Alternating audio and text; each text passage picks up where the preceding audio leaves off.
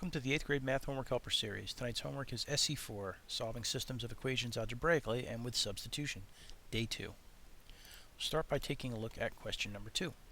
Solve each system of equations algebraically and check, and then name the type of system. Number 2 gives us two equations, r equals negative 3e and 3r plus 4e equals negative 10. For step 1, we want to solve for both r and e. We'll start by taking a look at the one that establishes what r is for us, and it tells us that r is a negative 3e. So we'll substitute the negative 3e into the other equation, 3r plus 4e equals negative 10.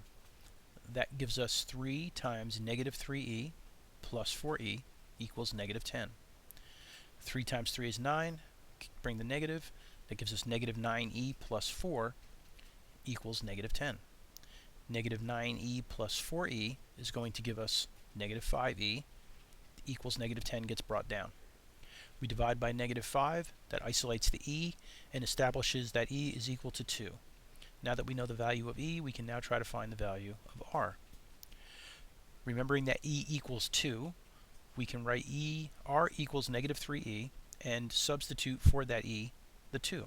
So we have r equals negative 3 times 2, which means r equals negative 6.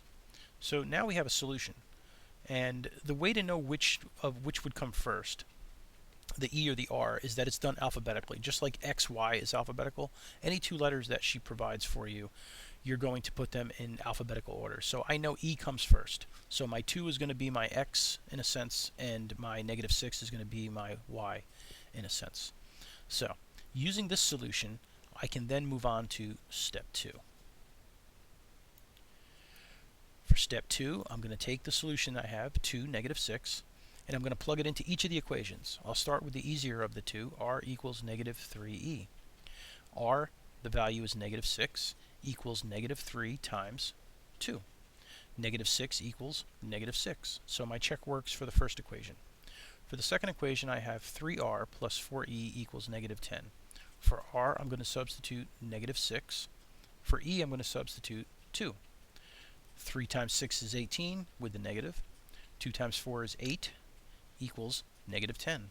Well, if I have negative 18 and I add 8, that gives me negative 10. Since negative 10 equals negative 10, both of my checks worked. And that means that if I were to graph these two equations, 2, negative 6 is the spot where the two lines would intersect. And because the lines intersect, that is an indication to me that the type of system that I'm working with is a consistent system. There's only one solution. It means consistent. Alright, let's move on to the next question. Question number 7. I have two equations, y equals x minus 2 and 3x minus y equals 16. For step number 1, I need to solve for both x and y. I know that y equals x minus 2, so I can substitute x minus 2 in for y on this equation. So I can have 3x minus x minus 2 equals 16. 3x minus x gives me 2x minus 2 equals 16. I can then subtract the 2's, which are going to cancel out. And if I subtract 2 on the 16 side, that leaves me with 2x equals 14. I divide by 2 on each side, and I get x equals 7. Now that I've established a value for x, I need to find what y is. So knowing that x equals 7, I could take the other equation, y equals x minus 2, substitute 7 for x, and show that y equals 7 minus 2, which means y equals 5. So my solution for these equations is 7, 5. Using that solution, I can move on to step number 2. For step number 2, using the solution 7, 5, I plug that into each of the equations. I'll start with y equals x minus 2. So y being 5 equals x being 7 minus 2. So 5 equals 7 minus 2, which then breaks down to 5 equals 5. So that check works. Taking the same solution in the other equation, I have 3x minus y equals 16. So that gives me 3 times 7 minus 5 equals 16.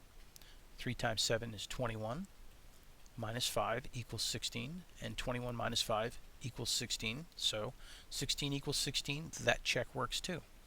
Knowing both of my checks worked, I am able to establish the system that was being used, and since there's only one solution, it has to be a consistent system. Please use the problems that were solved for you tonight to help you solve the additional problems in your homework. And remember, the key to success in math is not only working hard, but working smart.